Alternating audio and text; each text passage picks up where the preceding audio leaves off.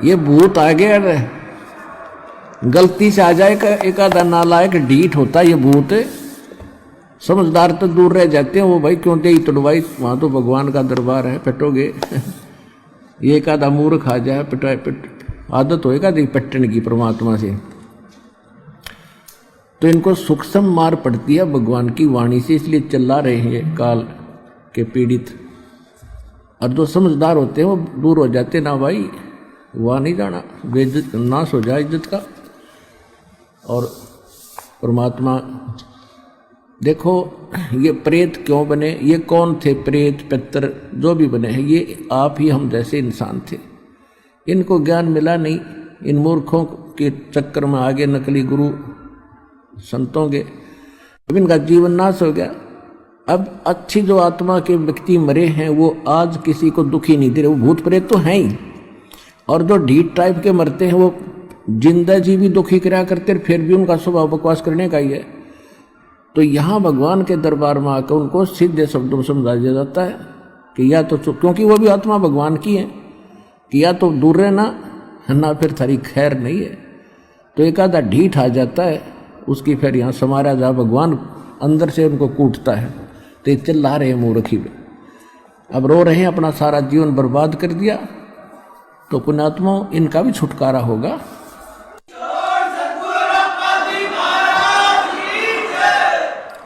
अब इनका भी उद्धार होगा, क्योंकि भगवान की वाणी तो सब पे असर करेगी।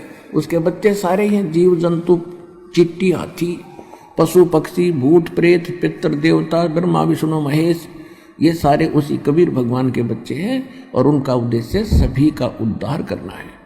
और जो सच्चे दरबार में आकर फिर भी बकवास करें, जैसे कोई चोरी करता है या कोई इस तरह के भूत प्रेत बकवास करता, तो उनको भयंकर यातना मिलेगी फिर भगवान के दरबार में, और इस जीवन में उनको बहुत कष्ट उठाना पड़ेगा। तो इसलिए अब ध्यान से सत्संग सुनो। अब क्या कहते हैं, राजा डूबे मान में पंडित चतुराई रे, और ज्ञान गली में बंक है तन दूर मिलाई रे। राजा को यानी थोड़ी सी पोस्ट किसी के पास प्राप्त है, सुख का सांस है, टाइम पर टूक मिल रहा है, कोठी कार है, और सामने घूटी लाने की माया फालतू मिल जाती है, तो उनको तो अभिमान गणा हो गया, वो तो मालिक के निकट इसलिए नहीं आते। और पंडित जो गुरु पद पर विद्यमान है, उनमें चतुरता गणी आ गई, उनका स्वार्थ हो गया दुनिया को ठग कर मूर्ख बनाकर अपने पीछे लगाने का। राजा डूबे मान में पंडित चतुराई रे, ये ज्ञान गली में बंक है तन धूर मिलाई रे। उस साहेब को याद कर जिन सौंज ये सब सौंज बनाई रे, और देखत ही हो जाएगा पर्वत से राई रे। कहते उस परमात्मा को याद कर, तत् ब्रह्म को। गीता अध्याय नंबर 7 के श्लोक नंबर 29 में गीता ज्ञानदाता कहता है, गीता ज्ञानदाता कहता है कि तत्व ज्ञान के प्राप्ति के उपरांत, तत्व दसी संत की प्राप्ति के उपरांत उनको ये ज्ञान हो जाता है कि उस परमात्मा की भक्ति करनी चाहिए। तत्ब्रह्म कहते वो प्राणी केवल जो जरा और मरण से छूटने के लिए प्रयत्न कर रहे हैं। जरा माने बुढ़ापा, वृद्धावस्था का कैर,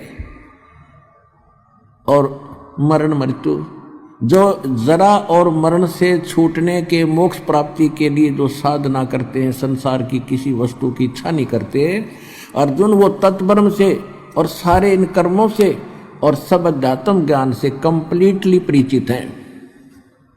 तो अर्जुन ने 8वें अध्याय के प्रथम मंत्र में पूछा, भगवान फिर किम तत्ब्रह्म, वो तत्ब्रह्म क्या है, वह परमात्मा कौन है। 8वें अध्याय के 3 श्लोक में गीता ज्ञानदाता ने कहा कि वो परम अक्षर ब्रह्म है। तो यहाँ गरीबदास जी वही ज्ञान बता रहे, क्योंकि ये सूक्ष्म वेद है, तत्व ज्ञान है, कंप्लीट इन ऑल रेस्पेक्ट है, यह ऑल इन वन है, इसमें कंप्लीट ज्ञान है सभी वेदों, गीता, पुराणों का कुरान और बाइबल का।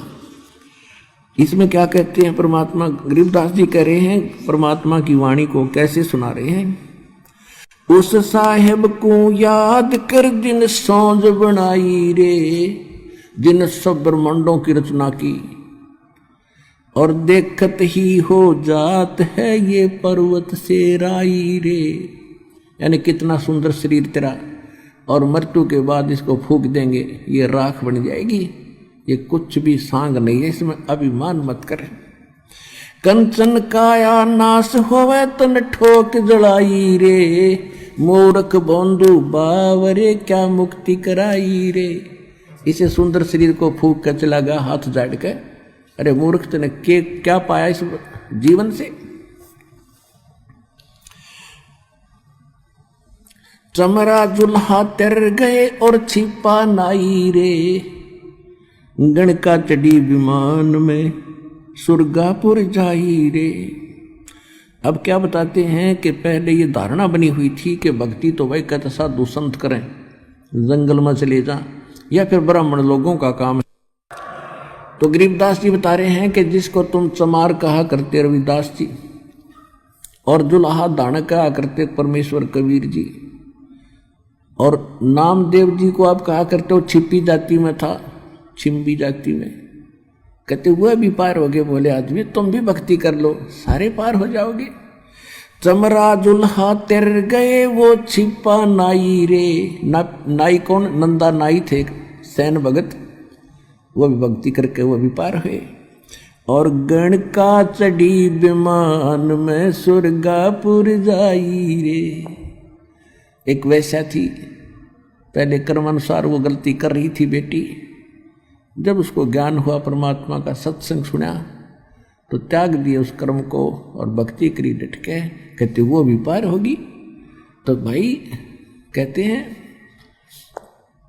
जैसे साबुन के अंदर एक गुण है, पानी और साबुन के मेल से कितना ही मैला कपड़ा हो स्वच्छ हो जाता है। तो अनजानपणे में हमारे अंतःकरण में कितनी गलतियों का मैल लगा हुआ है, तो सतनाम रूपी साबुन से और सत्संग रूपी जल से ये कति साफ हो जाता है, तो वो कर्म सुधर जाते हैं। अजामेल गण का तेरे और सदन कसाई रे। कहते हैं सच्चे मंत्र तो सही भक्ति से मिल जाती है। तो अजामेल और गण का वैसा जैसे सदना जैसे कसाई भी उधर गए। और नीच तेरे तो से कहूँ नरमुड अन्यायी रे। शब्द हमारा साच है और ऊंट की बाई रे। धुएं कैसा धौल हर त्यों लोग चलाई रे। अब देख कितना कमाल कर रखा है, कितनी प्यारी व्याख्या कर दी है कि मैं जो कह रहा हूं वो हमारे वचन सत्य मान लेना। इसके अतिरिक्त जो भी कोई संत और साधु मंडलेश्वर कोई तुम्हें ज्ञान बताता है, वो तो ऊंट की बाई है। जैसे ऊंट पाद्या करे, फरड फरड करें जा, कहते उसका कोई यूज नहीं है। और एक वो बाहर निकाल के ऊंट क्या करता है कि इतना गुब्बारा सा निकाल लिया, ब्लेडर सा बारना और करो जाओ। कहते हैं ये जो और बकवाद कर रहे हैं वो तो सूखी अरड़ अरड़ है, और हमारा ज्ञान है वो बिल्कुल सत्य मान लेना, 100 का 100 सच्ची है। अब गरीबदास जी ने परमात्मा से प्राप्त ज्ञान को अपनी लोकल लैंग्वेज में बताया है। शब्द हमारा साच है और ऊंट की बाई रे।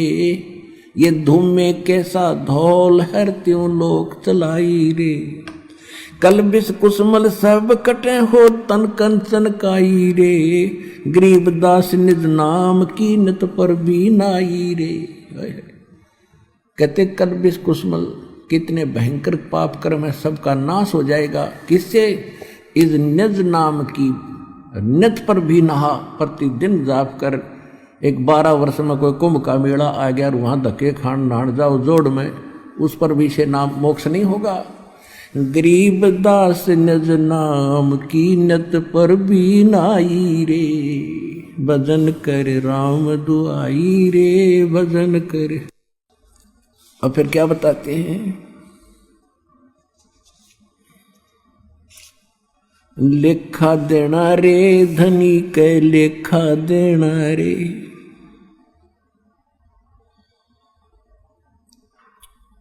कहते हैं उस परमात्मा के दरबार में आपने एक पल पल का हिसाब देना पड़ेगा। कहते हैं राम न जाना रे मूड नर, राम न जाना रे, कि आपने पहले तो परमात्मा की भक्ति की चेष्टा ही नहीं है, आपको लगन नहीं है, तड़फ नहीं है, और फिर आपने उस राम की पहचान नहीं है जिसकी भक्ति करनी चाहिए। तुम कौन राम का जपते जापम और ताते कटे न तीनों तापम। तुम कौन राम का जपते जापम और ताते कटे ना तुम्हारे तीनों तापम। फिर क्या बताते हैं, भजन करो उस रब का जो दाता है कुल सब का। कहते उस रब का, तत्ब्रह्म की भक्ति करो जो सब का मालिक है। अपने आत्माओं परमात्मा की सूक्ष्म वेद को अब आपको समझाया करेंगे, क्योंकि पहले आपको सदग्रंथों से प्रमाणित करना था हु इज गॉड,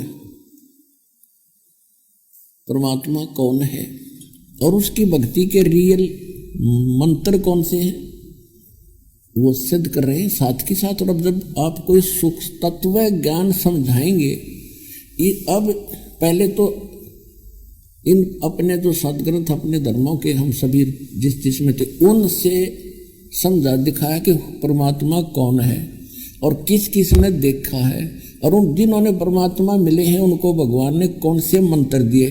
तो जो भगवान ने परमात्मा ने सतगुरु रूप में आकर जो ज्ञान दिया और जो साधना बताई वो तो फाइनल है। फिर कितनी अटपट करते रहो, और फिर वही मंत्र हमारे सदग्रंथों से मेल खाते हैं, लेकिन उसमें इनकम्प्लीट साधना है। जितनी है वो बिल्कुल सही है, जैसे वेद और गीता, ये तो ये समझ लो 10वीं मैट्रिक तक का सिलेबस है, तो वो रिजेक्टेड नहीं है 10वीं तक का सिलेबस, लेकिन आगे की पढ़ाई तो उससे और न्यारी होती है, लेकिन वो सहयोगी होती है 10वीं तक की पढ़ाई। तो गीता अध्याय नंबर 8 के श्लोक नंबर 13 में गीता ज्ञानदाता ब्रह्म कह रहा है, ओम इति एकाक्षरम ब्रह्म व्यवहारण माम समण यह परियाति तदन देहन सयाति परमागति। मुझ ब्रह्म का केवल एक ओम अक्षर है, नथिंग एल्स।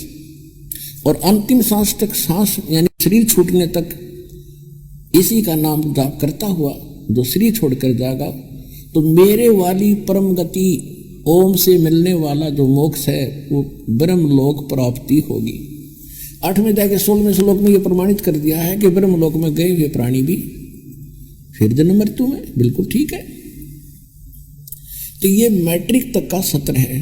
इससे आगे की पढ़ाई 4थे अध्याय के 32वें श्लोक में गीता ज्ञानदाता कहता है कि अर्जुन, इन यज्ञों माने धार्मिक अनुष्ठानों की विस्तार पूर्वक जानकारी परमात्मा स्वयं अपने मुख कमल से आकर बोलता है, उसमें कंप्लीट होता है विस्तार, और वो तत्व ज्ञान है, और वो ऐसा ज्ञान है काम करते करते उसका सब साधना करनी होती है, उसमें कोई और व्यवस्था नहीं है। और वो तत्व ज्ञान कहलाता जो भगवान खुद अपने मुख से बोलता है, तो वो ज्ञान है तत्व ज्ञान।